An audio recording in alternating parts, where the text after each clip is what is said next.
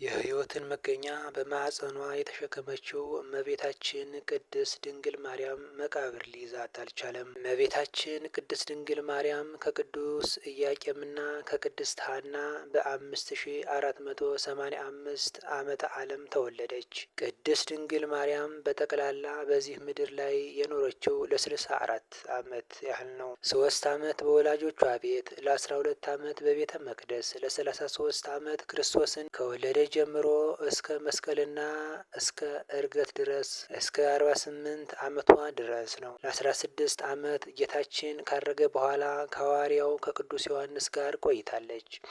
እመቤታችን ቅድስት ድንግል ማርያም የመርገም ኃጢአት ያላረፈባት፣ አብ ያጸናት፣ መንፈስ ቅዱስ ያነጻት፣ ወልድ በተለየ አካሉ ሰው የሆነባት ቅድስት ንጽሕት እናት ናት። ሥጋዋ የሚበሰብሰውንና የበደለውን የአዳምንና የሔዋንን ጠባይ ገንዘብ አላደረገም። በአምላክ ድንቅ ጥበብ እንደ ፀሐይ ያበራች ተወለደች እንጂ። እመቤታችን ቅድስት ድንግል ማርያም ለ64 ዓመት ከቆየች በኋላ ልጇ ኢየሱስ ክርስቶስ ከዚህ ዓለም ድካም ያሳርፋት ዘንድ ፈቃዱ ሆነ። እመቤታችንም ጥር 21 ቀን በዳዊት ዝማሬ በመላእክት እልልታ አረፈች። ሐዋርያት ሊቀብሯት ወደ ጌቴሰማኒ ሲወስዷት አይሁድ ክፎች ናቸውና ሥጋዋን ሊያቃጥሉ ታሰቡ። ታውፋንያ የተባለ የአይሁድ ጉልበተኛ የአልጋውን እግር ሲይዝ የታዘዘ መልአክ በሰይፍ እጁን ቆረጠው። ወደ እመቤታችን ቢያለቅስ እጁን እንዲመልስለት ቅዱስ ጴጥሮስን አዘዛው፣ ተመልሶለታል። ከዚህ በኋላ ልጇ ወደ ሰማይ ነጥቆ ከዕፀ ሕይወት ስር አስቀመጠው። ቅዱስ ዮሐንስ በእስያ እያስተማረ እያለ በመንፈስ ቅዱስ ወደ ሰማይ ተነጥቆ ቅድስት ድንግል ማርያም በዕፀ ሕይወት ስር ናት ብሎ ለሐዋርያት ያየውን ነገራቸው። ቢነግራቸውም ሐዋርያት እንዴት እኛ ሳናያት ብለው አዘኑ። ነሐሴ 1 ቀን ሱባኤ መግባት እንዳለባቸው ቅዱስ ዮሐንስ ለሌሎች ሐዋርያት ነገራቸው። ነሐሴ 14 ቀን ትኩስ ሥጋዋን አምጥቶ ሰጣቸው፣ ቀበሯት። በሦስተኛው ቀን አረገች። ሥጋዋን ሲቀበሉና ሲቀብሩ ቅዱስ ቶማስ አልነበረም፣ ግን ስታርግ መንገድ ላይ ተገናኙ። ቅዱስ ቶማስም ቀድሞ የልጅሽን ትንሣኤ ሳላይ ቀረሁ፣ አሁን ደግሞ የአንቺን ትንሣኤ ሳላይ ቀራለሁን ብሎ አዘነ፣ ተናደደ። እመቤታችንም ትንሣኤን ያየህ አንተ ብቻ ነህ፣ ሌሎች አላዩም፣ ደስ ሊልህ ይገባል ብላ ለምልክት እንዲሆናቸው ሰበኗን ወይም መግነዟን ሰጠችው። ቅዱስ ቶማስ ወደ ሐዋርያት መጥቶ የእመቤታችን የቅድስት ድንግል ማርያም ነገር እንዴት ሆነ አላቸው።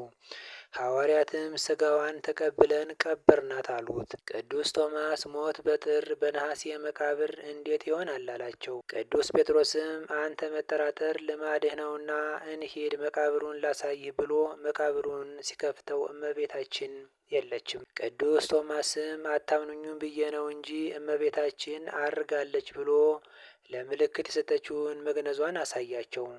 ሌሎች ሐዋርያትም እኛ ትንሣኤሽን ሳናይ እንዴት እንቀራለን ብለው ለሁለተኛ ጊዜ ከ1 ዓመት በኋላ ነሐሴ 1 ቀን ሱባኤ ጀመሩ። በ16ኛው ቀን እመቤታችንን መንበር ቅዱስ ጴጥሮስን ንፍቀ ቄስ፣ ቅዱስ እስጢፋኖስን ዋና ዲያቆን አድርጎ ቀድሶ ሐዋርያትንም እመቤታችንም አቁርቧቸው ትንሣኤዋን አሳያቸው። እያዩት አረገች። የሕይወት እናት የአምላክ እናት መቃብር ሊይዛት አልቻለም። ከእርሷ በነሳው ሥጋ ልጇ በሦስተኛው ቀን እንዳረገ ሁሉ እናቱም አድርጋለች። የእመቤታችን ትንሣኤ መጽሐፍ ቅዱሳዊ ማስረጃዎች። መዝሙር ምዕራፍ 131 ቁጥር 8 አቤቱ ወደ ረፍት ተነስ አንተና የመቅደስ ታቦት። ታቦት የተባለች ክርስቶስ በአካል ያደረባት ቅድስት ድንግል ማርያም ናት። ተነስ የሚለው ትንሣኤን ወይም ዕርገትን ያመለክታል። ወደ ረፍትህ የሚለው ደግሞ ዘላለማዊ ረፍትን መነሳትን ያመለክታል። መዝሙር 44 ቁጥር 9 በወርቅ ልብስ ተጎናጽፋ ንግሥቲቱ በቀኝህ ትቆማለች። መቆም የሚቻለው በሥጋ ነው። ንግሥት የተባለችው ቅድስት ድንግል ማርያም ናት። እመቤታችን በክብር በጌታ ቀኝ መቆሟን ወይም መኖሯን ያመለክታል። ስንክሳር የነሐሴ 16ና የጥር 21ን ምንባብ በምንመለከትበት ጊዜ የእመቤታችን የቅድስት ድንግል ማርያም ዕርገት እንዴት እንደሆነ በሚገባ ያስረዳናል። ማወቅ ያለብን 2 ወሳኝ ነገር፣ አንደኛ ሞት ወደ ዓለም የገባው በአዳምና በሔዋን ኃጢአት ምክንያት ነው። ሞት የበደል ደሞዝ ነው። እመቤታችን ደግሞ በሕሊና በነቢብ በገቢር ያልበደለች ተወዳዳሪ የሌላት ከፍጡራን ሁሉ በላይ የሆነች ስለሆነች በሥጋዋ ሊበሰብስ አይችልም። ሁለተኛ ኢየሱስ ክርስቶስ የነሳው የእርሷን ስጋ ነው። ከእርሷ በወሰደው ስጋ ከተነሳና ካረገ ያን ስጋ የሰጠችው እናታችን ቅድስት ድንግል ማርያም በመቃብር ስጋዋ በስብሶ ይቀር ዘንድ ልጇ አይፈቅድምና ይህንን በግልጽ ማወቅና መረዳት ይገባል። ከእመቤታችን ከቅድስት ድንግል ማርያም በረከት ረድኤት ያሳትፈን። ነሐሴ 16 ስንክሳር የእመቤታችን ቅድስት ድንግል ማርያም ዕርገት። አምላክ በሆነ በአብ በወልድ በመንፈስ ቅዱስ ስም ነሐሴ 16 በዚች ቀን አምላክን የወለደች የእመቤታችን ድንግል ማርያም ስጋዋ ወደ ሰማይ ያረገበት መታሰቢያም ሆነ። ከዕረፍቷም በኋላ ከእርሳቸው ስለመለየቷ ሐዋርያት ያዝኑ ነበር። ከዚህ በኋላ የክብር ባለቤት ጌታችን ኢየሱስ ክርስቶስ ተገለጠላቸው።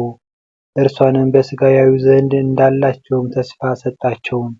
ወንጌላዊ ዮሐንስም እስያ በሚባል አገር እያስተማረ ሳለ በነሐሴ ወር 16ኛ ቀን ተድላ ደስታ ወዳለባት ገነት በመንፈስ ቅዱስ ተነጠቀ።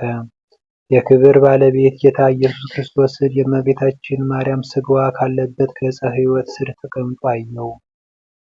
የንጽሕት እናቱንም ሥጋ ታወጣ ዘንድ ምድርን እንዲጠርዋት 7ቱን የመላእክት አለቆች አዘዛቸው። እነርሱም የንጽሕት እናቱን ሥጋ ታወጭ ዘንድ እግዚአብሔር አዞሻል አሏት። ያን ጊዜም ከዕፀ ሕይወት በታች ካለ መቃብር የእመቤታችን ማርያም ሥጋዋ ወጣ። የክብር ባለቤት ጌታችንም እንዲህ እያለ አረጋጋት። የተወደድሽ የወለድሽኝ እናቴ ሆይ ዘላለማዊ ወደሆነ መንግሥተ ሰማያት አሳርግሽ ዘንድ ነይ። ያን ጊዜም በገነት ያሉ እጽዋት ሁሉ አዘነበሉ። መላእክት፣ የመላእክት አለቆች፣ ጻድቃን ሰማዕታትም እየሰገዱላትና ፈጽሞ እያመሰገኗት አሳረጓት። አባቷ ዳዊትም ንግሥት እመቤታችን ወርቀ ዘቦ ለብሳ ደራርባ በቀኜ ትቀመጣለች እያለ በበገና አመሰገናት። በኪሩቤል ሰረገላ ተቀምጣ ካረገች በኋላ በልጇና በፈጣሪዋ ቀኝ በታላቅ ክብር ተቀመጠች። ወንጌላዊ ዮሐንስም ከእርሷ በረከትን ተቀብሎ ሰግዶላት ተመልሶ ከሰማይ ወረደ።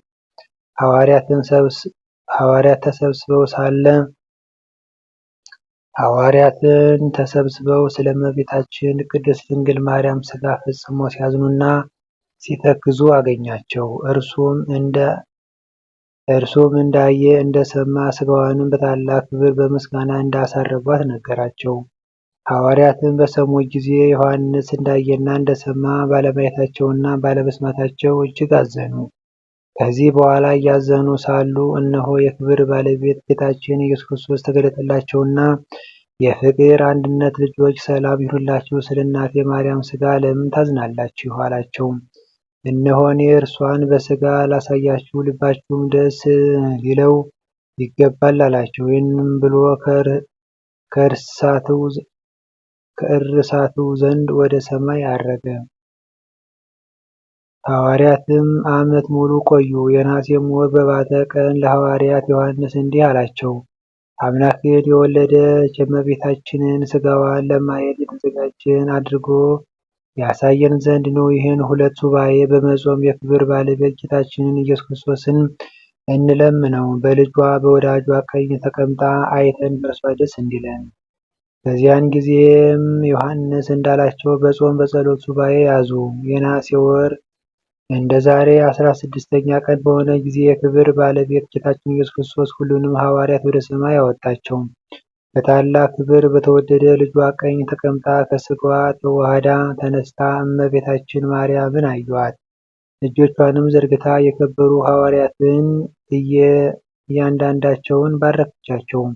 በልባቸውም እጅግ ደስ አላቸው። የክብር ባለቤት ጌታችን ኢየሱስ ክርስቶስም በከበረ ሥጋውና ደሙ ላይ ሰራኢ ካህን ሆነ። እስጢፋኖስም አዘጋጀ። ዮሐንስም በመፍራት ቁሙ አለ።